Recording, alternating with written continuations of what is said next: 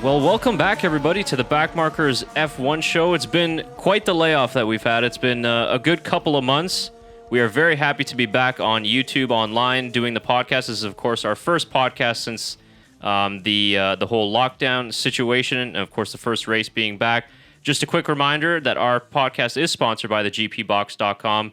We got all the links down below. The promo codes are still active and still available from when we first started this back in March. So check out those links below if you guys want some cool F1 memorabilia, posters, carbon fiber rings, Mercedes phone cases, whatever you need, the GP Box has got you covered. So we thank them for that. Chris Cato here alongside Tyler, Shaker. Good to have you guys back. Nice to be back. I didn't recognize who you guys were, to be honest. But our voices sound different in real life compared to over the computer. Yeah, and that's Zoom right. calls. Yeah. Is it the hairs that it will might give be the away? hair. Yeah. I just chopped my quarantine hair off, so I'm light now. I need it to be done, man. Yeah. It It did need to be done. But yeah, no, it's great to be back here in the studio, and we're excited to have F1 back. What a race. We waited 217 days to get a race back, and what a race we got. We deserve that race. Yeah, it was well worth the wait. It kind of like all the frustrations that we had with not being able to watch any live sports and live Formula One, it all sort of paid it back because I really think that race had just about everything. Yeah, it did. I think they said it had the most retirements. Like it beat last year's record in terms for of Germany, I think. Yeah. Germany had like 8, I think. I think they this were one even had saying 4. Was it Like only Germany 4? only had 4. Well, really? Yeah, I thought 4 it or was 5. so much more. Weren't Wow. you saying it like beat the whole thing for the whole season? Or Oh, maybe. I think maybe Crofty was saying that. Maybe I could be wrong, but it was a lot. Yeah. I mean, was it 11 out of 20 cars ended up finishing only? That's right. Yeah. Nicholas Latifi almost walked his way leisurely to a points finish in his F1 debut, and not to take anything away from him. I mean, that's gonna be tough for him to come in and do your F1 debut like that on such hard circumstance with everything going on, a tricky track in Austria as well. For sure, yeah. You haven't been in the car in 3 months, and he comes in, and I thought he did very well to be honest for a rookie coming into his first ever Formula One race.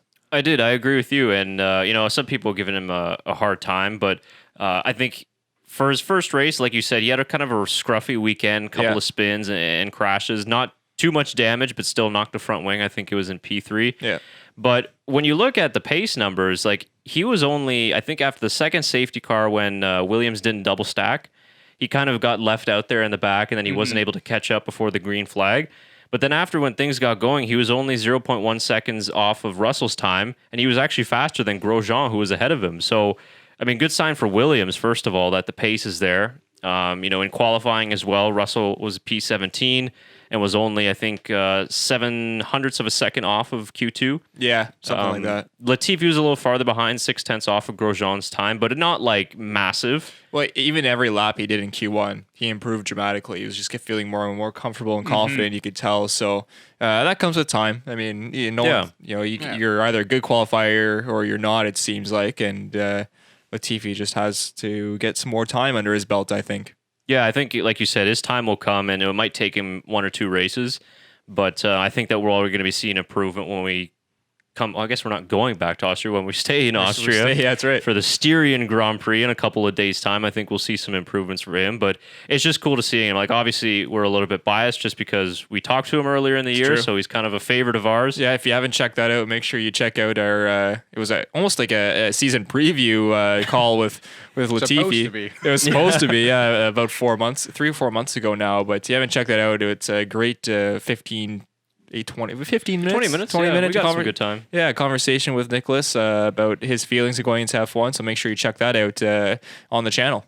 Yeah. Overall, though, I think Williams can be pretty satisfied with themselves. And even though, like, at times they were looking like they were going to finish last, like, they weren't getting lapped by the whole field. They weren't 20 seconds off of, the Alfa Romeos ahead of them. They were right there. I mean, when Kvyat had his suspension failure, Latifi was right behind him on the gearbox. Right. So I think that Williams aren't going to be as bad as they were last year. So had Russell not had the retirement, he would have probably finished P8. Yeah, about there. I'd say so. So, and you know what? Russell still hasn't had a point in F1. So Crazy, right? Which is crazy, but he might get one this year the way Williams is going. And if we have, I mean, who knows what's going to happen for this weekend's race coming up, because we had so many retirements. Like, are the teams going to fix their ride height? Are they going to fix maybe the durability of their suspension and give up some performance to, who knows what they're going to do. It'll be very interesting. I think it's going to be the different adjustments for different teams. Yeah. Because I think every team probably put out a different setup for themselves for this race. And I think going into it now, they're probably going to change some stuff around depending on how it played out for them with each car for sure. Yeah. And this is a hard track to stay off the curbs. Like, we'll go down the reliability kind of topic because it is a big discussion after this race. But Spielberg or the Red Bull Ring, it's a difficult track to avoid the curves because you need to use the curbs to gain lap time. So, I mean, at one point, Mercedes were told just to stay off the curbs completely, which is pretty difficult to do, especially in the last sector. But it's going to be interesting to see come qualifying when obviously they're pushing and they have to ride those curbs pretty aggressively, whether or not they're going to be able to do that. So, we were just talking before we got on air just about the reliability of how crazy it was, how many cars not finishing. But it's also going to have a huge effect on the championship now because, like you said, we have no idea how many races we're going to get. We have 8 scheduled right now. We don't even know if we'll get through all those 8 because who knows what kind of crazy restrictions we could get again come September by the time we hit, Italy and those races. So we could end up with only 8 races. We could probably get maybe a maximum of 15. So if you look at somebody like Verstappen, for example, him DNFing in the first race, that's a huge blow to the championship. Well, technically, Verstappen isn't even classified as competing in F1 this season because you have to compete a certain amount of laps to be classified in the race. And I believe only 13 of the drivers are technically classified as competing in this year's Formula One World Championship. And out of the teams, Haas is the only one that is not classified. If you look on the standings on the F1 website, Haas is even on there because they didn't complete enough laps or whatever with their 2 cars. It shows you how much that goes into the actual, meaning of these standings. I mean, Haas is even on there. Red Bull's technically last and 9th. Williams is even ahead of them. Yeah, in 8th. Yeah, and it's very interesting how they have. So if you're curious yourselves, you can go to your driver standings or your constructor standings and see. But they're not classified, so Verstappen hasn't even raced technically. Yeah. I guess because Haas had the double brake issue. Yeah. So they didn't really run that much laps. I know. Yeah, they're not hilarious.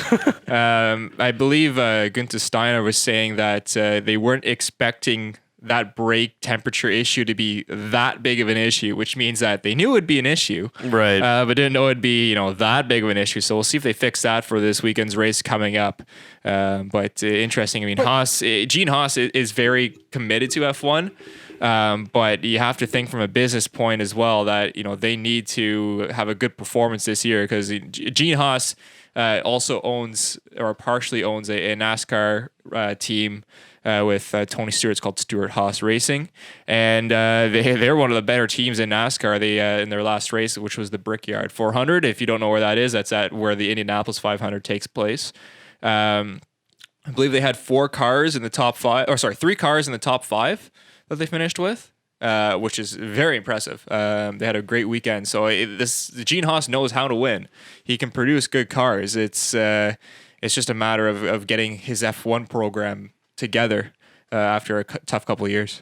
Yeah. I just find it surprising that Haas didn't think it would be that big of an issue when Mercedes struggled on this track last year for the same issue last year. You figured every team would try to adjust to the circumstances they dealt with. I know the temperatures were a lot higher than they were expecting. But I think a lot has to go into it for the fact that, they kind of build up to Austria for the later for these type of races. The weather, they're expecting to be a little bit hotter. So I think maybe them not expecting this to be the first race of the year, they probably tested out so many different circumstances that would have been for the first 2 or 3 races rather than, something that would have been halfway through the season. Yeah. That had to be a factor because they don't have to deal with this kind of heat in Australia and China. Sure, yeah. So, but I just find that it was still a little bit weird that so many cars. When we look at, we just talked about the Kvyat suspension issue. I know that there was some contact there with Ocon that I didn't see on the broadcast, but I know that came out afterwards. But still, to see so many failures, we don't really get that that often. And how many times do we see a tire blowout last year? Yeah. Not often. Not often. We saw 2 in a race in the first race of the year, right? Yeah. So, You're talking about Kvyat's issue there with Ocon. I mean, they didn't even technically make contact. I was watching the video, and Ocon really just didn't leave him space in a way, and Kvyat had to go onto the rumble strips, and I think that's what caused the puncture. yeah. I think Kvyat had to pull back, and I think that maybe just the cause with the break and the rumble probably caused the issue. Yeah. But we could see more of that again because, we're a couple days out from the Styrian race and they're probably not going to be able to solve all those issues. Like Mercedes says that they're not going to be able to really solve the gearbox / sensor issues till this Sunday. So they might have to be conservative with the way that they're going to run the race and everything. So with such a short amount of time in between the races, I mean, we're opening up with the triple header. Yeah. There's not many time to fly in spare parts. Obviously, the travel things is a whole nother question. So it could be very interesting, but reliability is a big thing, right? I mean, even in a 22 race calendar, DNFing in one race, maybe you can afford 1, maybe 2, but you can't really afford any now in this season. You don't see it. We haven't seen it for a long time of having 2 races at the same track in 1 year, let alone back to back. Yeah. So for these teams, it'll be interesting to see how they learn and adjust from this weekend and convert it to next weekend as well, because a lot of these teams don't get, usually you don't get, the only real time you get real good quality time at a track is Barcelona during preseason testing. Everyone always does their thing there. They know their setup. So now everyone's going to know their setup for the Styrian Grand Prix, right? At the same track, and we'll see how they do. Yeah, I put the question on Twitter, will the race be more or less exciting now that we've had all this running? Because we've got a bunch of data, obviously, from 3 practice sessions, qualifying, and then the race. So will it be less exciting now that we know more info, or will it be equally as exciting or even more exciting? I think Austria always, in some way, provides an exciting race. I think it will still be exciting, but in a different way. I think the excitement of this one was we saw so many DNFs and we didn't know what the results were going to be in the end. And I think that's where the excitement, personally for me, came in. I didn't know what was going to happen. Last 15 laps, like it was just all over the place. We got so many safety cars, and I think. Like last year, we had great excitement with Max and Charles. I think maybe next week we'll probably get some different sort of excitement from Austria. Yeah, personally, I think that you make a good point of it being exciting for different reasons. For sure. I think that maybe the excitement will be something that, I can guarantee one thing: we're not going to see as many DNFs as we did last. Yeah, no, I hope not. I guess I shouldn't guarantee that, but it is going to be different in a lot of ways. Mercedes, are they going to, knowing that they have a pace advantage, do they just manage the gap more and be more consistent rather than having to push as much as they do? And maybe you'll see team orders where Bottas won this race. Hamilton will now lead the Styrian Grand Prix, and Bottas won't be allowed to pass. So that could be something to play into factor as well. Yeah, could teams maybe go a little bit more aggressive on strategy now that they have an idea of how the tires are lasting? And then I think depending on how the weather's like next week, we could see completely different results. You could, yeah, for sure. It'll be interesting to see what Ferrari does, because they were a lot better on those medium tires than they were on the softs. They were awful on the softs. So maybe they make a strategy call where they come in early and put on hards or mediums, because knowing that they're better on a harder tire. Yeah, well, should we get into Ferrari then? Oh, we can. Because you were just talking about the breaking news that, which you were saying doesn't happen very often. We usually get it after we record an episode. It was great. It happened 4 minutes before we started. Yeah, which is a new season, I guess. So the breaking news that we got is Ferrari is bringing a big update ahead of schedule for this weekend's Styrian Grand Prix. Did I say that right? I keep trying to say correct. I keep trying to say Syrian. And we're not racing in Syria. No, Styrian Grand Prix. And what it's going to happen is, pardon me, I'm going to be reading this off the F1 website to get full-on quotes for everyone. This update was set to break in round 3 in Hungary, but Ferrari announced that they'd be bringing it forward 1 week and bring it to this weekend's race.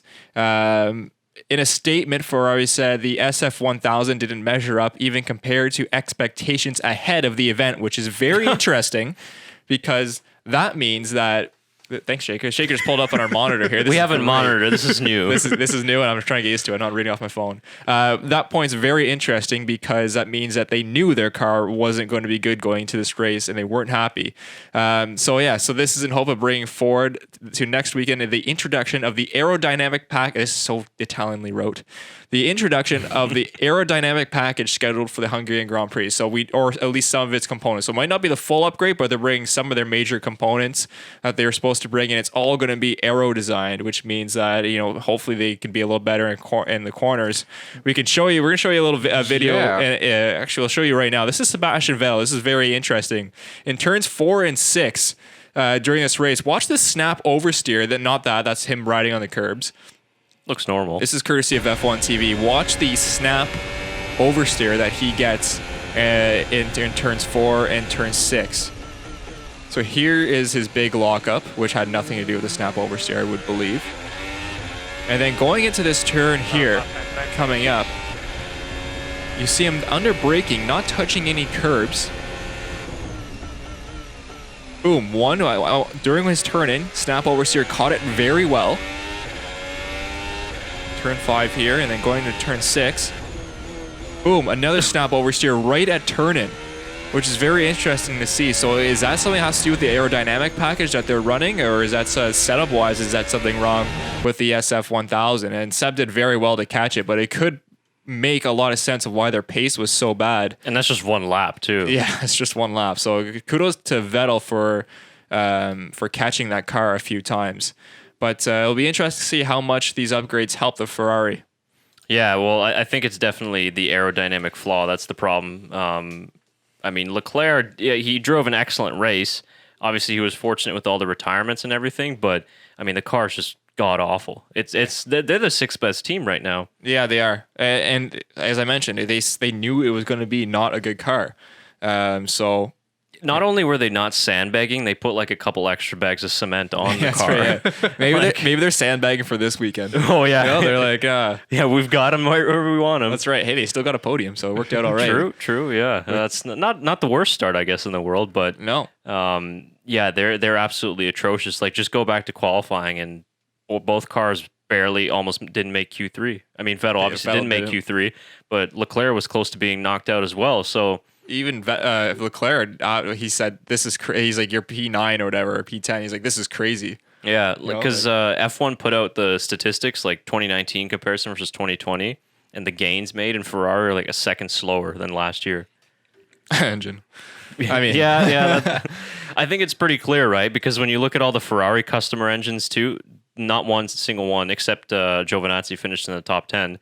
But again, when it came to qualifying, they were nowhere. And this is a circuit that's pretty power dependent as well, with long straights, DRS zones. Now, their engine sounds a lot different than what it did to last year if you go on there on board, which is interesting. But it was the most reliable engine out of all the four engine manufacturers. So there's that to be a positive about. Right, we don't have that much power, then you don't have to put that much strain on it. Exactly. So, yeah, that's a big problem. And I think it's pretty clear now that the whole FIA engine directive and that shady backdoor deal that was made to not reveal what happened really revealed that Ferrari was running some sort of an illegal engine through 2019, maybe even before 2019. But in the end, it doesn't matter. They didn't win a championship. So it's a wash. That's my opinion. Well, and to be honest, that's probably why they don't want it to become public, because how embarrassing is that? Yeah. Because how embarrassing is this? Ferrari that gets veto power, all the prize money, not to mention just how much money Ferrari has in general, and you produce a dog shit of a car that's a second slower than it was last year. Yeah, I think it would have been a different story if it was Mercedes that was doing the illegal engine, For sure. It would have been it would have rewritten the last 6 or 7 years of F1. Right. So I think you're right. I think it's completely different that they didn't win anything. Yeah, for sure. Is Carlos Sainz rethinking his decision now? Well, I don't know. He didn't really punt, but Vettel seemed to be pretty angry at him. We'll show the clip since we're on the topic of Sainz. So, of course, this was an interesting clip with Vettel making a not so beautiful move on Sainz, and Sainz saying, screw you, and sending Seb into a spin. But that's what it looked like at first, but you can see Seb was pretty out of control. Yeah. Come on, man. It was Sainz's fault. Turned in too late. No way. Seb, this is on board is good. Vettel was pretty out of that control. was terrible. Well, he was losing the rear already when he was coming in, and then I think this was a smart move on for Sainz, to be honest. Just he did that early cut in to avoid hitting Max, and I mean, unfortunately, was that Max? No, that was Charles. Charles Leclerc, yeah. Charles. But yeah, no, it's definitely Seb's fault. Yeah. Well, but also shows where he's just really not comfortable with the car. Well, yeah, I think related back to that clip we just showed 5 minutes ago, and I'm sure his car was doing a little bit of little bit of spinning out before it end too. So For sure. it's a difficult situation to be in. Yeah, it's funny that they came together though. The guy that's replacing him for next year is. But again, keep in mind if you're Sainz going to Ferrari, it's pretty much the same car next year. Yeah. They're not really going to be able to do much difference with it. So I don't know. Anything else on Ferrari? Or is Good job on Charles for getting second. No, Charles did a pretty good job of being patient and got some pace near the end of the race. I think that was one of his best drives in terms of matureness. I think that was one of his best drives. He just sat there. He waited it out.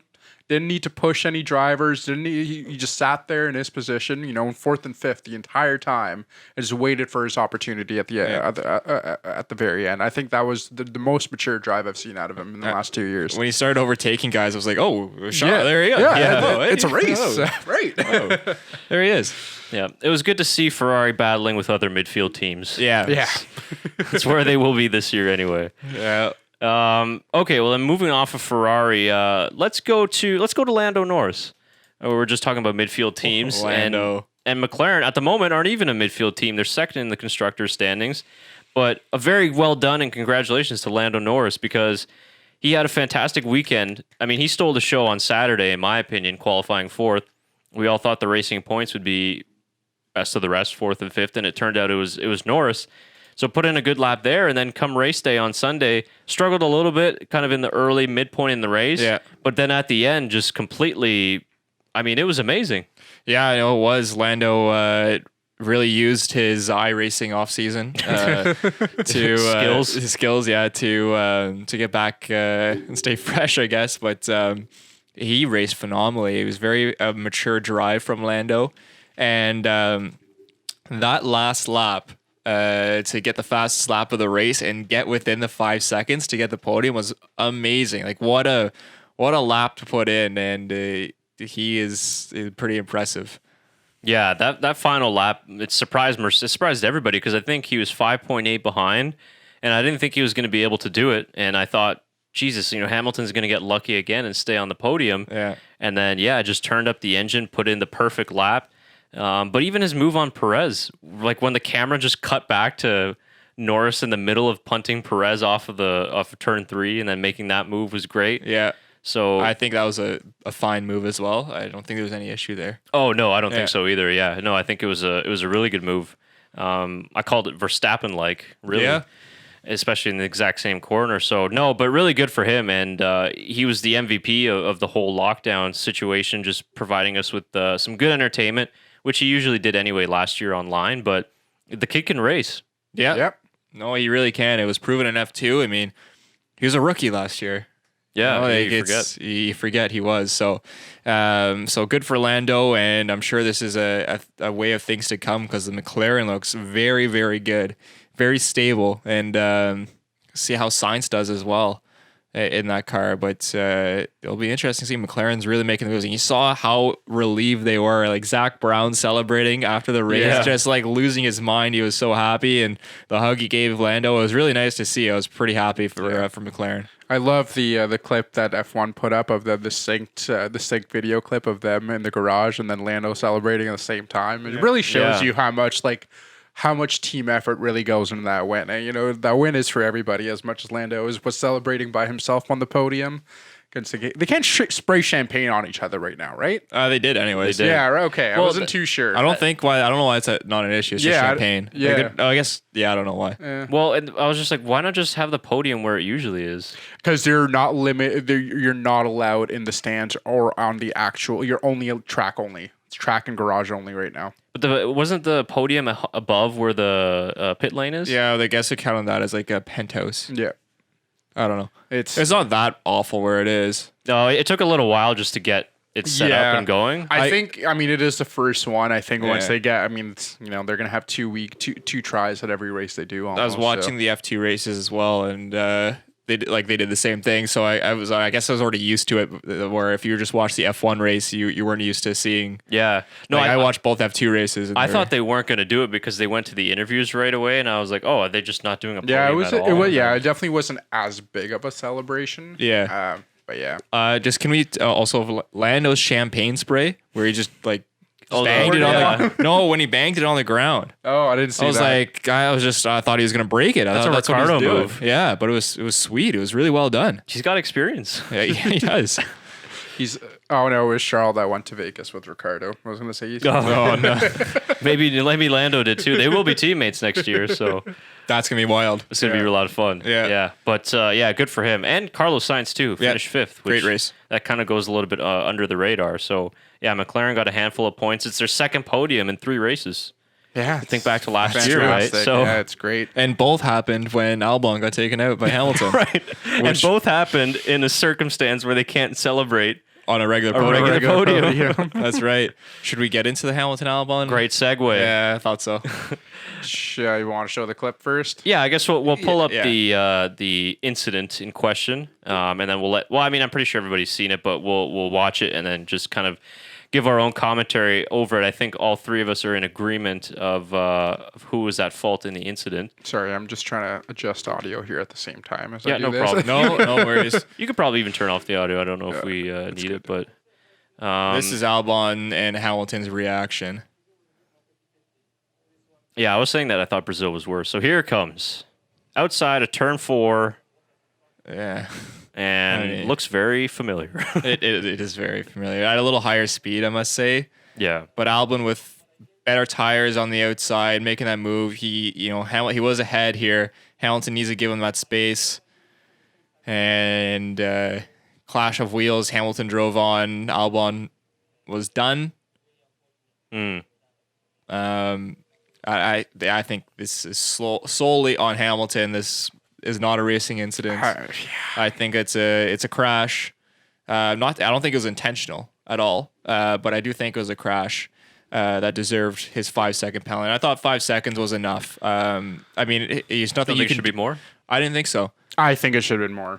I don't think so. I think it should have been 10 just for the fact that he was about to get second and went down to 8th, 9th place. Yeah, but there's nothing you can do for Albon there. Like, you can't say Lewis has to fall behind Albon. Where if there was a case where if they bumped wheels and Albon was behind by 2 seconds, let's say, you could send something on the radio saying, Lewis, you have to give the position to Albon. And that would benefit Albon. There's nothing here that could benefit Albon, I find. Actually, when I first saw this live, I thought it was a 50-50 incident as well. And then every time I rewatched the replay, I'm like, oh my God, it's just looking more like Lewis's fault. It's just... Well, and the big thing here is Albon was ahead. And we have a very good question from a listener and a friend of mine, Greg, who says, was the Albon Hamilton situation a racing incident? He says that it sucks because the other incident was so fresh and similar. Could it be intentional? But if this was midfielders, say like Ocon versus Gasly, or what we did see with Ocon versus Kvyat in that scenario that we showed you guys earlier, would have been such a big deal. And I think the main difference what we saw in this Ocon versus Kvyat incident is that if we play it here, you can see Ocon gets a little squirrelier. Kvyat goes around the outside, and Ocon will force him out wide here. Didn't crash into him, forced him out wide, but it could have been a very similar. Very similar, but I think the big difference is Kvyat just not getting ahead of him. Exactly, and that's exactly it. Is that Kvyat wasn't not ahead. Was not ahead of the. And that Kvyat's saying that's what caused the puncture, which you could see against, or the suspension failure, whatever it was. Probably from the curbs. I could say that. It has to be the curbs. Has to be from the curbs. because I don't think there was contact there unless it was rear wheel, which I couldn't see. No. But in the end, I think that incident is no one's fault. That's hard racing. Where in this one, Hamilton, I feel, needed to give a little bit more room due to the fact that Albon was ahead. Yeah, I think. Yeah, for sure. I think definitely Lewis, saw him getting up ahead. I think he saw the space was about to be taken. I think Lewis as a driver should have known he should be giving that space. Yeah. And yeah, I think, like if it was to go the opposite way, like do you think Lewis would have blamed Albon for the incident? 100%. Yeah. Yeah. 100%. Yeah. Oh yeah. 100%. See, like that's just it. You can't have it both ways, Maybe it was secretly revenge for all the penalties that Red Bull was trying to get it could have all the been. complaints. But I mean, clearly we saw that this was a much bigger deal than that Ocon Kvyat midfield tussle, which answers the second part of this question as well. Yeah. Reminder, if you guys have any questions, feel free to comment below or on our Twitter. We're always interested in answering fan questions. So let us know if you have any other questions. So thanks, Greg, for that one. Yeah, and another part to answer the second part of Greg's question, the reason why this one's way bigger because Albon possibly could have won the race after that incident. Yeah, versus 100%. Ocon and Kvyat were battling for the last points position. So that was a bigger deal. Now, would Albon have won the race had he passed Hamilton? I think he could have. He probably, with 10 laps to go, fresh tires, yeah, he probably could have. Yeah. Seeing that Mercedes were really having to be careful with their cars. Shaker, Red Bull fanboy Shaker doesn't think so. I don't think he would have. I think he would have caught up to Valtteri, but I think Valtteri was on a league of his own in that race. He said, though, that he was having to dodge some major bullets in the car. So I think that Mercedes... I think if you had someone pushing him, like if he was right behind Bottas and Bottas had to really use the curbs. Yeah. I don't know. That's what I think. Because I think it would have changed the situation. We had 2 safety cars after that incident. And I think we had 2 safety cars after that incident. You think if we had gotten maybe just one more safety car, I don't think he would have had that opportunity. That's interesting. It's tough to... I think it's 50-50, but... For sure, I that's what I'm saying. I'm not absolutely sure that Albon would have had that race. I know just because Mercedes are so dominant, it's difficult to say, but I think that because they were limping home, and like if they can't get on the curbs and Albon can get on the curbs and push aggressively, I think that the car probably would have just fell apart. Because there was a bunch of what ifs. I think that Albon and Mercedes, was it shortly after that the Russell incident happened? Or was it right before that? Oh, it's tough to remember. There were so many things. I don't know. Because I think the Kimi incident happened after Albon. To get to that one after. Poor Kimi. Yeah. I think there's a bunch of what ifs into that situation for me to say that he would have won the race. I think he would have secured second place, 100%. Podium at least. Yeah, for sure. Yeah, we can all agree on that. Yeah, and that's why the incident was such a big deal, was because it took away Albon's first podium. Yes, again. for sure. Yes, yeah. And yeah, I agree with your guys' assessment too. 100% Hamilton's fault. Shaker, I would almost agree with you that the penalty maybe should have been stiffer, just because it knocked Albon out of the race and it knocked him at the bottom of the field, and Hamilton really kept his position in a way. So, I mean, he still came in 4th position, 5th position. So it didn't really change much for Hamilton, even though he was at fault. Where Albon ended up getting 10th, 9th. I don't even remember now. I think he retired. Did he not? He retired. Oh, he did end up retiring. Yeah. So, I don't know if it was from that damage exactly. I think it was. It was. It would have had to be. Yeah. Yeah. I mean, his car was looking really good right before that. So because I almost look at it like if you have a car that's so good, maybe next time you're a little bit more inclined to be more aggressive, push the other driver off the track. Oh, I got a 5-second penalty. I can easily make that up in pace. Yeah. The one thing I will say about Albon is that he needs to show a little more patience. Agreed. Yeah, that was going to be my next point. I was actually that was as soon as it happened, I was like, "Yo, Albon, you should have waited another lap." Yeah, and then I resaw the incident. I was like, "Okay, well, I can see where you're coming from there." I agree. I think he should have been patient. Because I think a similar situation to last year when the Max and Charles Leclerc happened and Charles was in first place, they didn't fault Max for it because he had another lap to go and they knew he was going to do it. Yeah. So there's a bunch of different circumstances for this for sure. Yeah, easy for us to say. I mean, he saw the gap he went for, when you look at the nature of that corner, it's downhill braking. There's not much. Like, you can easily get pulled off the track, obviously, as we saw, right? But I think that in that case, you need cooperation. I think Alex might have even said that too. You need cooperation from both the drivers, and Hamilton just didn't cooperate. No. And he should have backed out, because we saw on the onboard there that Albon was almost a good car lengths ahead of him, so he should have just backed out a little bit, let him go. And he did that in the first lap. I think it was actually with Albon in the same corner almost, where Hamilton backed off. But now, because it's a little bit farther into the race and he wants to hold his position, he didn't back off. Right. So, yeah, I think he deserved the penalty for sure, and was at fault in there. And, yeah, Albon's just going to have to wait a little bit longer for his first ever podium. Yeah, so was this actually Shaker just pulled up? This is the situation right here. This was the race start. About. So there's Albon on the right, and there's... Yeah, I believe it was... But he wasn't ahead. Hamilton wasn't ahead, you're right. So it was... Oh, that's interesting. So Hamilton actually did the right thing by pulling it out, because he had no He was right. not ahead. He was not ahead. He had no right to be making that overtake. Yeah. Maybe he wasn't happy being cut off twice. Yeah, maybe, yeah. But it does say something. Red Bull were very, very vocal this weekend, weren't they? They tried to be. It's their home track, man. Yeah. I mean, they got Hamilton, I guess, 2 penalties technically. I mean, the grid penalty was the big one, where Hamilton had to start 5th rather than 2nd.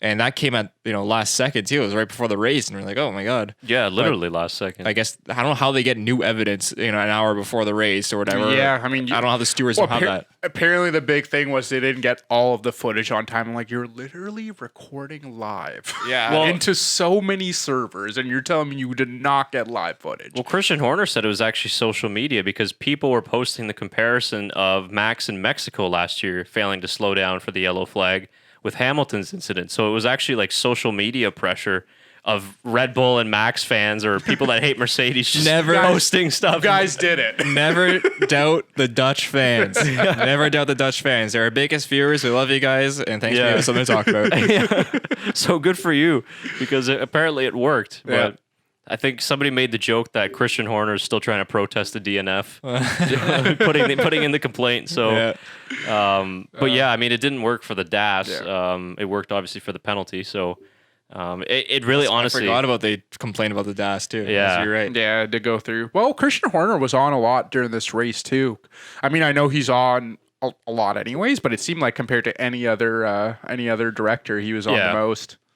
Well, the 3-place grid penalty really didn't even make that much of a difference for Hamilton, because before not long after, they were 1-2 and running away. Exactly. So but we'll see any complaints come upon us this weekend. We were just talking about Kimi just before that. How funny was? Well, actually, it's not that funny. But I guess in a race where there's no crowd, it's a pretty good time to lose your wheel. Yeah. Oh, thank God. Well, it was lucky it stayed on the track. Thank God there was no crowd. But oh, how about that camera angle, though? That slow-mo camera that they have? And it caught it? That was a really nice replay. But, yeah, that was... I think it went... the whole wheel came off. It wasn't tethered, so it means it wasn't I don't think the wheel was on properly. It was. He had a pit stop before that, right? It was. I think it was exactly a lap after his pit stop. Yeah. I think it was right after the restart. Yeah, it was right after the restart. I think as soon as they picked up speed, it happened. You didn't even get it to that high of a speed. It happened right away. I love his reaction too, and he's turning the wheel, and he's just like. What is that? What is this? What happened? He was probably on the radio I need gloves and wheel. Gloves and wheel. I need a wheel for now. Sure. It was just a funny failure, just the way it just falls right off mid-corner. We haven't seen a runaway tire like that in a long time, too. Yeah, it has been a long time. It was, I mean, throwback to 12 to 15 years ago when there was a lot of DNFs. It was and common, we were losing tires. Seriously. It was just flying off into fans and the stands and everything. Yeah, it was a little bit of a throwback, classic Austrian race. Yeah. What else? I think... there's only Racing Point? Yeah, it was. I think that was the only other thing we haven't talked about.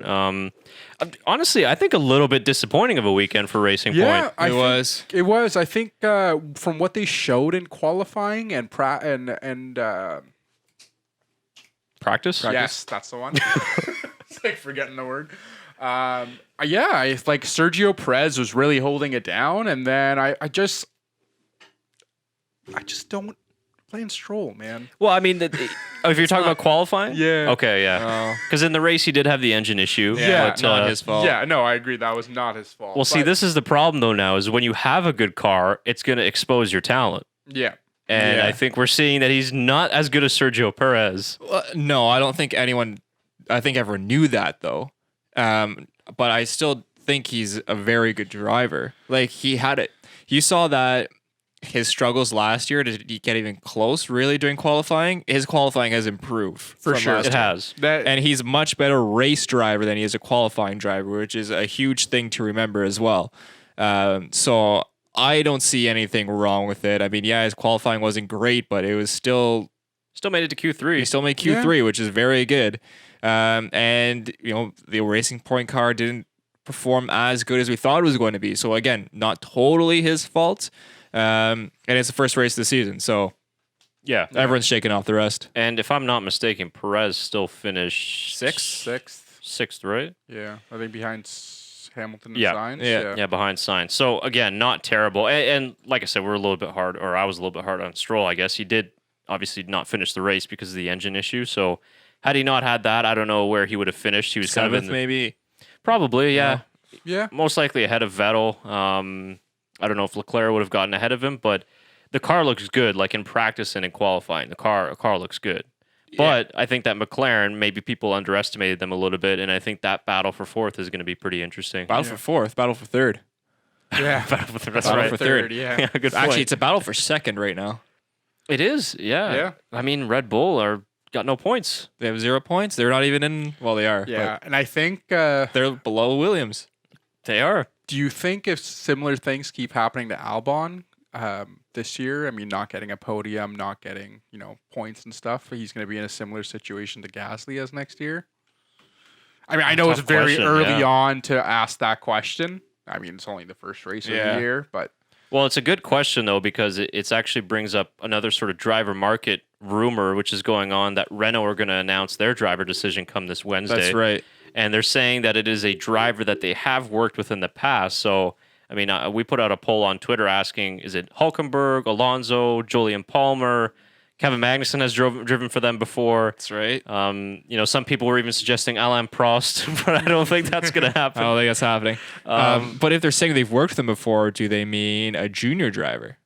That's another. Somebody commented that saying it was Guion Zhou or Zhou, if I'm pronouncing it correctly. He had a very good F2 race, by the way. I think he retired because of engine. I want to say something went wrong on his car. Yeah. But he was dominating the F2 feature race. Is Jack Aiken? Is he with? He's with Williams. He's with Williams now. He was a Renault driver though. Making his Academy driver. practice debut, actually. That's right. yep. FP1 he's racing. Yeah, on Friday, right? Yeah. So another British driver coming up that is supposed to be pretty good, and he has been good in F2. I've been watching him. But no, it'll be very interesting. Who do you guys think it's going to be? If I had to put my money on it, I'd say it's Hülkenberg. Yeah, I'll be different. I'll say, I'll get the conspiracy. I wasn't too sure. I thought it would have been Alonso, but the more I think about it, like, sure, Hulkenberg's never won a race, but he's such a He's good, He's man. good, He's cheaper. man. He's good. He's yeah, cheaper. he's consistent. He's good. Like, he's everything that Renault needs, and I mean, he was there. So I mean, like, they're not gonna have a huge variations in their car. Like, he's only gonna miss technically 6 months because the season didn't go all year. Yeah. So I think it makes sense to go for Hulkenberg, but Hulkenberg should be an F1. It's a crime for that he's sure, absolutely. not. But I'll be fun and say Alonso. Okay. Because why not? Yeah. I mean, It's a big possibility. but I'm definitely leaning for Hulkenberg. Yeah. Yeah, we'll see if. I mean, it's just a rumor at this point. So, but they do need to find a replacement. So, We'll see on Wednesday yeah, if they even announce it. Hopefully they do. yeah. Well, you never know. All right. Anything else from the Austrian Grand Prix? I think. I mean, obviously there was a ton of incidents. We didn't go through every little minor one, like the Haas brake failures or different things like that. We even talked about that actually a little bit, so we're good. We did in the beginning, Yeah, right? Yeah. we're good. Okay. Yeah. Yeah. There we go. Congrats to Valtteri Bottas. Oh yeah, he won the race. Yeah. We should say he dominated. Holy Sorry cow. about on yeah, that any was the last pressure. part. Yeah, I guess we should talk about the race winner. Valtteri 3.0. Valtteri was phenomenal. Fantastic Holy. weekend.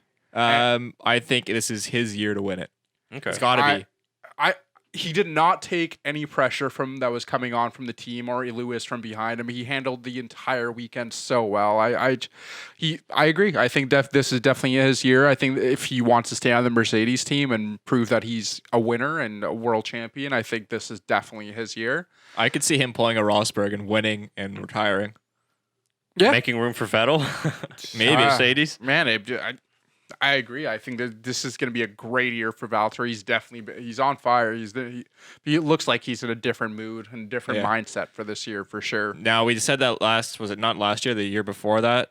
We did say that last year, but he started really well. No, we did say that last year, but last year what happened was he got shafted by James. Oh, right, James. And he got divorced. That's true. He got a new woman in his life now. Oh, good for you, Valtteri. Yeah, he's got a new woman. Maybe that's the key. Yeah. It could also go completely the other way, too. Good.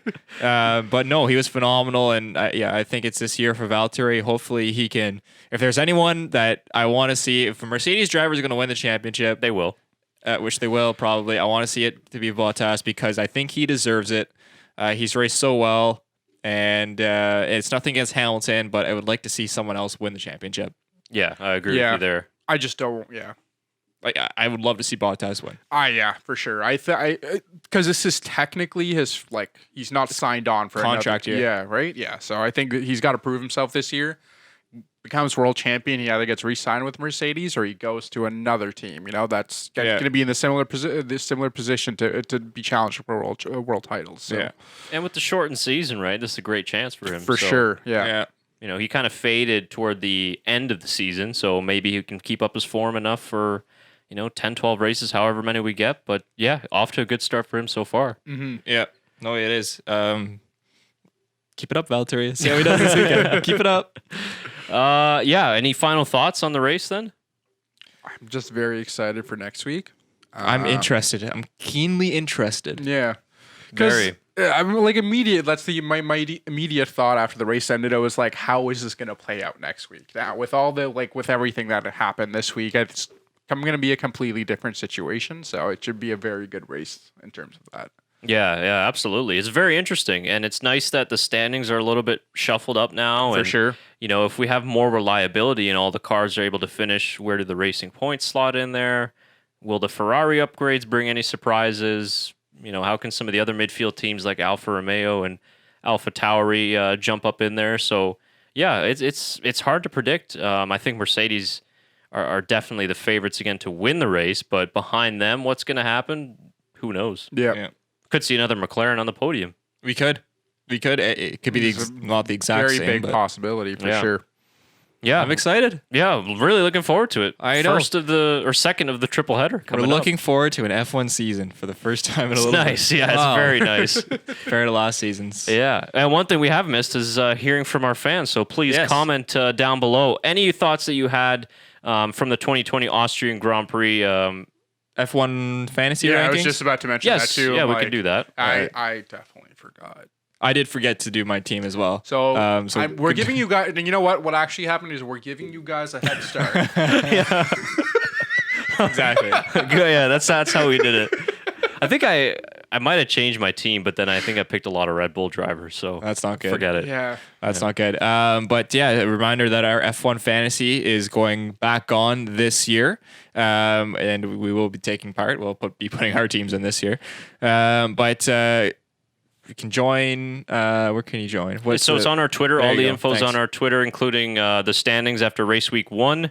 And you'll be able to find the league code. It's in a thread on that tweet, so we'll post all that up. So we'll just keep it open, and anybody can join at any time. Yep. And winners at the end of the season will receive a nice prize from the GP box. And the more people that join, we'll be able to give out some more prizes to That's right. the top 3. We'll have our own little podium in that case. So that's right. And make sure you guys check out the GP box and click the link click the link below to make sure you use our promo code and make sure it's our promo code.